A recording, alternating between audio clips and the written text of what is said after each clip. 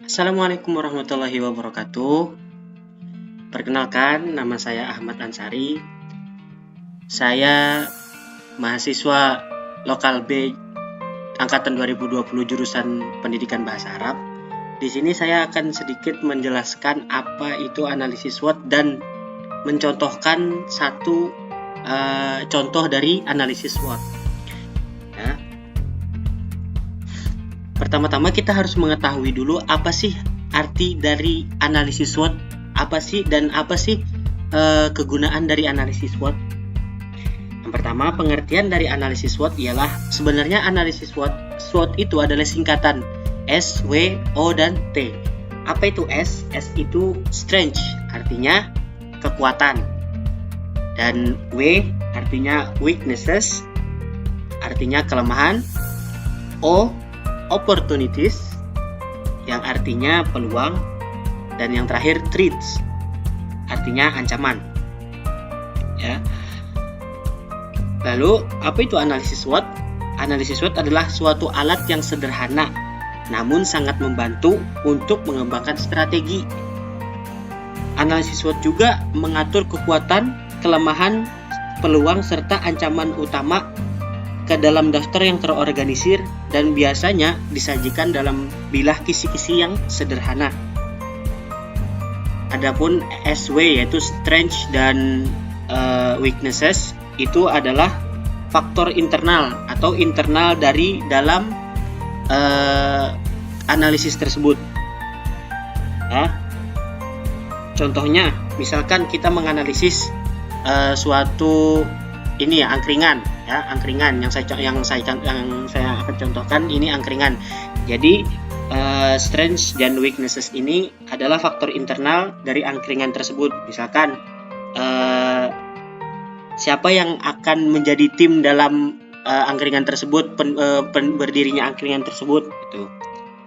Ada juga terus kemudian yang kedua O dan T yaitu opportunities dan threats itu termasuk eksternal, ya, termasuk eksternal yang mana contohnya semisal kayak pesaing kita atau mungkin harga bahan baku di dalam pendirian angkringan itu, dan juga tren belanja pelanggan yang berbeda-beda itu termasuk dari faktor eksternal, ya.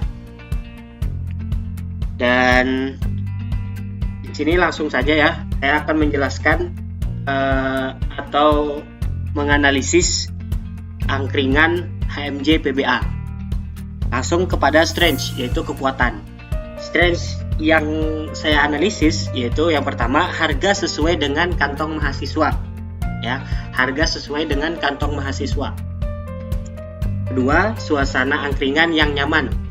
Ya, jadi apalagi pada zaman sekarang ya, angkringan itu atau tempat tongkrongan atau yang biasanya tempat ngumpul-ngumpul itu sangat dibutuhkan untuk mahasiswa, bisa untuk mengerjakan tugas atau membahas hal-hal penting yang lainnya.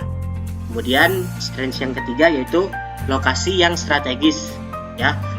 Lokasi yang strategis ini mungkin bisa berdekatan atau tidak jauh dari universitas atau kampus mahasiswa.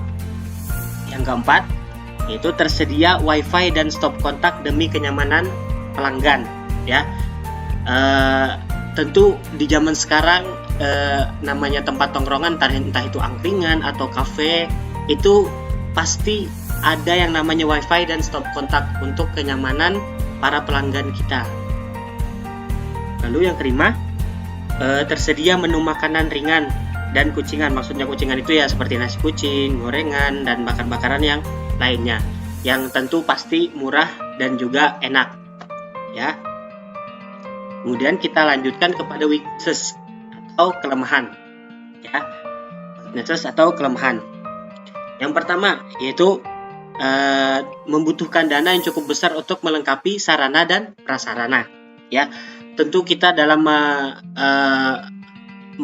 mendirikan angkringan itu membutuhkan dana, ya, membutuhkan dana yang cukup besar, ya. Terus yang kedua adalah weaknesses yang kedua adalah minimnya tenaga pekerja, ya, minimnya tenaga pekerja karena mungkin kita harus mencari lagi gitu yang ingin bekerja di angkringan kita. Tuh. Kemudian yang ketiga, lahan untuk parkir yang sempit. Ya, lahan untuk parkir yang sempit. Karena mungkin di tempat kita nanti, ya, di tempat yang kita akan mendirikan HMJ ini mungkin lahan parkirnya tuh lumayan sempit begitu ya. Kemudian kita lanjut kepada itu tadi adalah faktor internal ya dari angkringan tersebut. Ya, kita lanjut kepada faktor eksternalnya. Ya, faktor eksternalnya itu opportunity atau peluang. Ya, peluang yang pertama, sering dijadikan mahasiswa atau masyarakat untuk tempat nongkrong. Ya, itu ya sesuai yang saya sebutkan tadi. Pada zaman sekarang ya kebanyakan mahasiswa, terutama mahasiswa yang seringnya mahasiswa itu biasanya nongkrong atau kumpul-kumpul terus bareng teman-teman yang lain, entah itu sekadar bercengkrama atau mungkin bisa juga dengan mengerjakan tugas atau bahkan ada yang sampai mengadakan rapat di angkringan. Nah, itu peluang kita untuk membuat angkringan ini menjadi tempat tongkrongan yang utama bagi para mahasiswa, gitu ya. Terus yang kedua, peluang yang kedua yaitu mudah menarik minat mahasiswa saat membuat event tertentu karena lokasi yang strategis, ya. Karena ini tempatnya berdekatan dengan kampus, ya. Karena tempat ini berdekatan dengan kampus, maka tujuan pertama para mahasiswa untuk mengadakan event atau suatu acara pasti yang mudah dan murah, apalagi nyaman tempatnya. Nah, kebanyakan mahasiswa itu mencari tempat yang seperti itu, yaitu murah, udah gitu nyaman tempatnya. Nah, jadi peluang kita dalam mengadakan atau mendirikan angkringan ini salah satunya itu menarik minat mahasiswa, apalagi di zaman sekarang atau di saat bulan suci Ramadan ini kebanyakan mahasiswa ada yang mengadakan buka bersama, yaitu bisa juga di angkringan tersebut, ya. Kemudian faktor eksternal yang berikutnya yaitu threats atau ancaman. Di sini saya mempunyai 3 ancaman ya, 3 ancaman, yaitu yang pertama saat libur semester, ya, saat libur semester pengunjung berkurang dengan signifikan. Kenapa saya masukkan ini ke dalam ancaman? Karena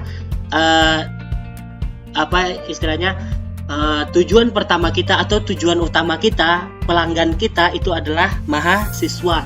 Jadi ini suatu ancaman bagi angkringan HMJ PBA ini untuk terus buka gitu ya. Jadi ketika libur semester yang akan datang itu mungkin pengunjungnya berkurang gitu ya.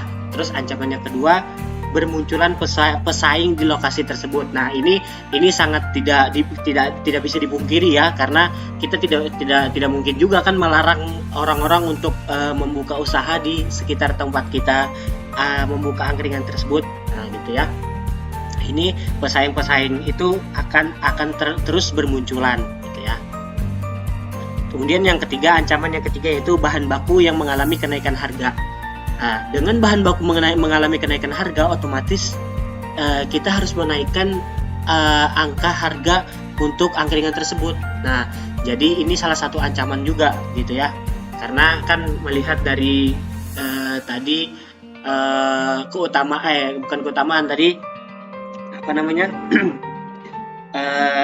strength tadi atau kekuatan kita tadi yaitu murah di kantong mahasiswa gitu ya. Nah, lalu strateginya bagaimana? Strategi yang ingin kita buat ya. Yang pertama, kita dapat meningkatkan kecepatan WiFi ya, sehingga pelanggan lebih senang dan lebih nyaman, merasa lebih nyaman di angkringan kita gitu ya. Itu strategi. Kemudian selalu memunculkan inovasi-inovasi baru untuk menarik pelanggan-pelanggan, meskipun pelanggan itu bukan dari mahasiswa ya, bisa saja dari kalangan-kalangan remaja yang lainnya, atau mungkin dari kalangan orang dewasa, atau mungkin ya mungkin bisa juga keluarga yang mungkin bisa mengunjungi angkringan tersebut. Makanya dengan inovasi-inovasi baru ini kita dapat menarik pelanggan-pelanggan karena inovasinya menarik gitu ya.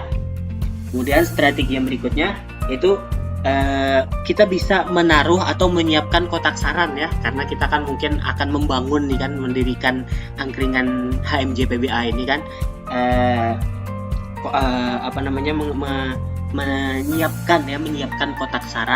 menyiapkan kotak saran untuk kelancaran atau bagusnya HMJ PBA ini, angkringan HMJ PBA ini gitu ya.